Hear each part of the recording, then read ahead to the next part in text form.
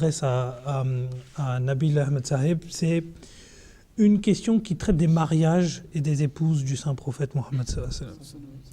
Alors, on dit que le prophète de l'islam aurait eu une dizaine d'épouses.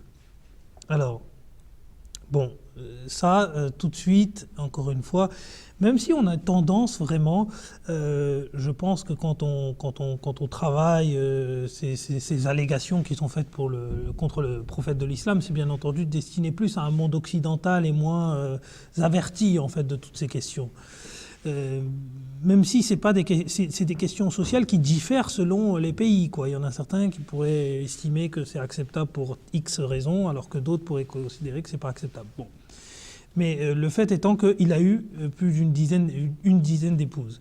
Alors, quelle était, et puis s'il y a une raison à cela, et quelle était la raison de tous ces mariages? Donc tout d'abord, avant de répondre directement à la question, je voudrais seulement attirer l'attention des téléspectateurs sur le fait qu'à chaque fois qu'on parle de la polygamie, c'est toujours attribué à l'islam. Que c'est l'islam c'est que le saint prophète qui s'est marié. C'est le seul prophète qui s'est marié plus de 12 fois. Donc tout d'abord, j'aimerais clarifier cette chose que le saint prophète n'est pas l'unique prophète ayant eu plusieurs épouses. Par exemple, c'est écrit dans la Bible que le prophète Salomon avait eu 700 épouses de rang princier et 300 épouses de second rang. Donc encore clairement, c'est clair que c'est écrit dans la Bible, et c'est aussi écrit à propos de David, que David prit encore des concubines et des femmes de Jérusalem, ce qui est écrit dans le livre Samuel, chapitre 5, versets 12 à 13. Donc le saint prophète sallallahu alayhi wa sallam n'est pas l'unique prophète ayant eu ce privilège d'épouser plusieurs femmes. Deuxièmement, donc l'islam, il faut savoir que quand le saint prophète sallallahu alayhi wa sallam est arrivé, c'était quoi la situation de la femme? La femme, elle n'avait pas de droit, elle n'avait rien, elle était utilisée comme des objets, et donc les Arabes épousaient des femmes sans aucune limite. Donc le saint prophète sallallahu alayhi wa sallam, qu'est-ce qu'il a fait? Il est arrivé et il a de présenter l'enseignement du Saint-Coran. Et donc le Coran, c'est l'unique livre qui est arrivé, il a dit que mariez-vous une seule fois. Il a réglementé cette chose qui était en train de venir depuis, comme je parle le prophète Salomon. Donc aucune limite n'avait été attribuée. Donc le livre, le Coran, c'est le premier livre qui a dit aux gens que mariez-vous une fois. Mais sous des conditions, vous pouvez vous marier 4 fois, le maximum, vous pouvez vous marier 4 fois au maximum. Donc maintenant, afin d'analyser une vie d'une personne, il faut voir ce qu'elle a fait et par quelles étapes elle est passée. Quand on regarde la vie du saint prophète sallallahu alayhi wa sallam, il s'est marié à l'âge de 25 ans avec une femme qui avait 40 ans. Donc, encore une fois, si le saint prophète sallallahu alayhi wa sallam était vraiment attiré vers les femmes, pourquoi, à l'âge de 25 ans, donc c'est vraiment à l'âge mûr, il aurait dû avoir cette attirance vers les femmes, ou il aurait dû aller vers la plus jeune. Mais il est parti vers une femme qui avait 40 ans, et qui était déjà mariée 2 fois, et qui avait aussi des enfants.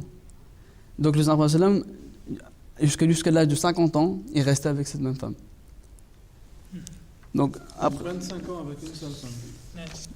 Et après, à l'âge de 50 à 52 ans, il n'avait pas d'épouse et il restait avec ses filles.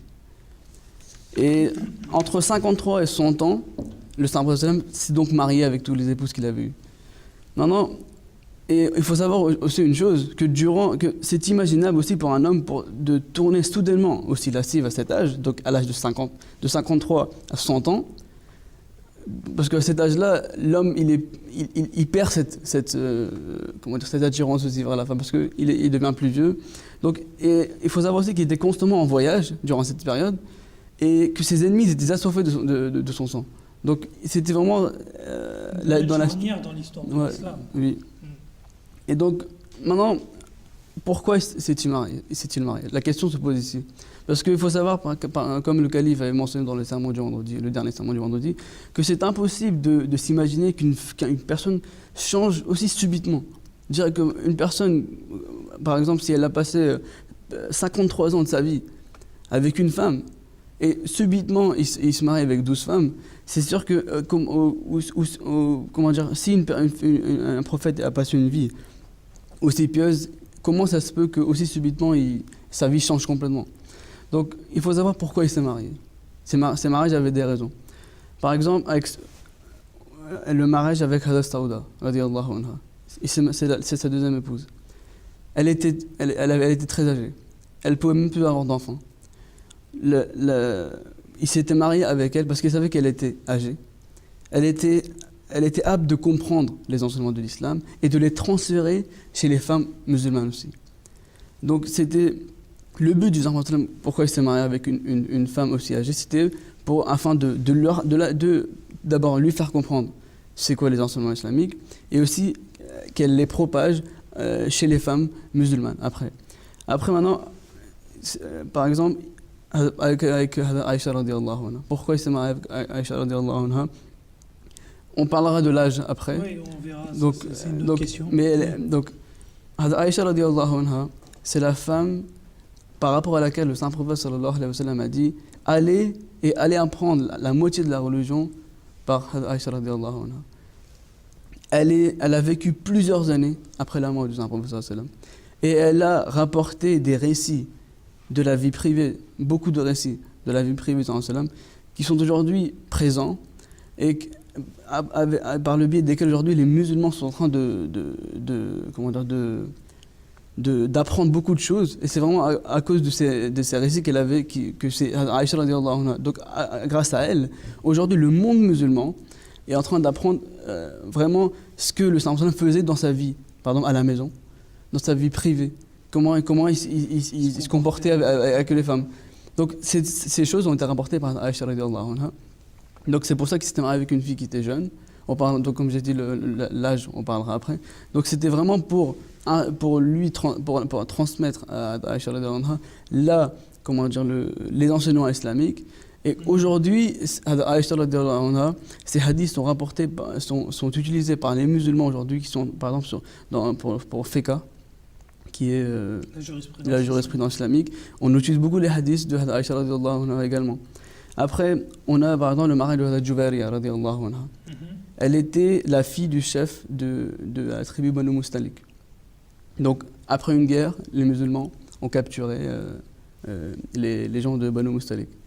Quand le Saint-Prophète s'est marié avec Hadha Jubariya, les compagnons du Saint-Prophète sont venus le voir, ils ont dit au prophète de Dieu, comme tu te maries avec Hadha Jubariya radhiyallahu anha, tous les gens de Banu Mustalik sont devenus ta famille.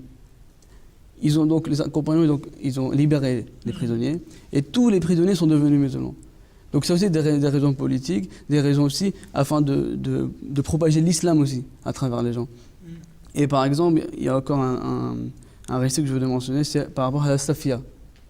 Safiya radhiyallahu anha s'est mariée avec Safiya radhiyallahu anha après la bataille de Khaybar. Et donc encore une fois, c'était la fille du chef des Juifs. Quand le Saint-Prophète s'est marié, on voit bien comment l'amitié s'est développée entre les Juifs et les musulmans.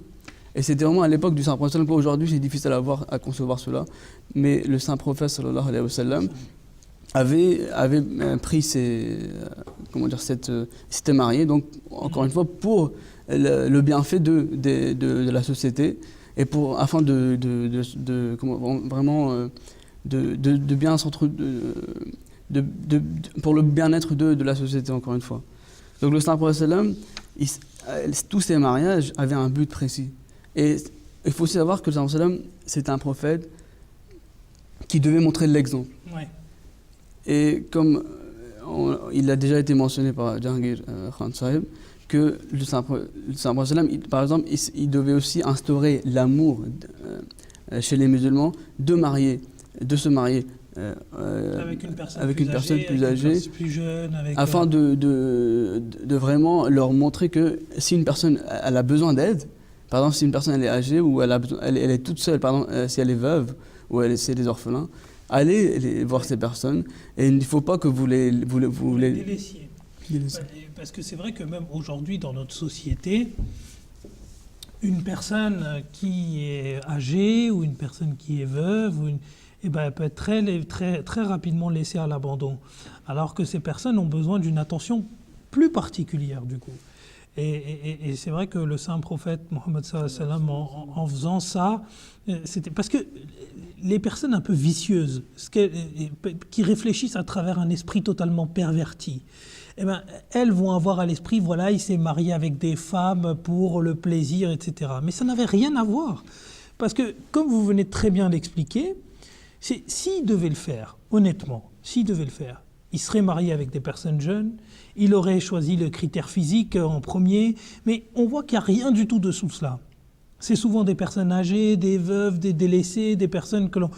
Donc on voit que enfin, toutes ces arguments un peu fallacieux qui consistent à dire, qui consistent à porter atteinte à la réputation du prophète de l'islam, ils ne fonctionnent pas.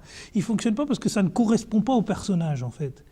Et je crois que c'est Ataul Qayyum Saheb qui est avec nous dans le cadre de programme qui disait que arrêtez d'essayer de faire du prophète de l'islam ce que vous voulez qu'il soit, mais laissez le prophète de l'islam pour ce qu'il est réellement lui. Et c'est vrai qu'on a trop tendance à vouloir jouer de sa stature et à dire que bon voilà, il avait tendance à faire ceci.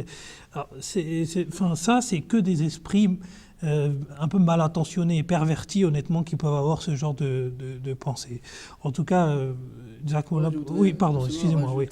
Un des éléments de l'histoire qui montrent clairement que le Prophète n'était pas attiré par les femmes. Par exemple, au début, quand il s'était proclamé prophète, les Mécois sont venus le voir et ils ont dit « On peut te donner les plus belles filles qu'on a, mais délaisse le message avec qui tu es venu. » Le Prophète, il a clairement dit non. Donc ça, c'était vraiment l'opportunité pour lui de dire « C'est mon but, allez, c'est bon. » Donc encore une fois... Oui, non, mais ça c'est clair que sur le côté, sur le fait que quand on essaye d'attribuer au prophète de l'islam des caractéristiques un peu politiques, là, c'est tiré par les cheveux, dans tous les sens du terme, et c'est souvent des personnes qui n'y connaissent vraiment rien à l'histoire de l'islam, et qui font simplement que de reprendre des idées reçues qu'ils ont eues à droite à gauche et les mettre devant. Bon, on va passer